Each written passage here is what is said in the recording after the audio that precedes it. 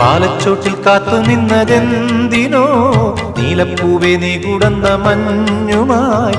പാലച്ചോട്ടിൽ കാത്തു നിന്നതെന്തിനോ നീലപ്പൂവേ നീ കുടന്ന മഞ്ഞുമായി.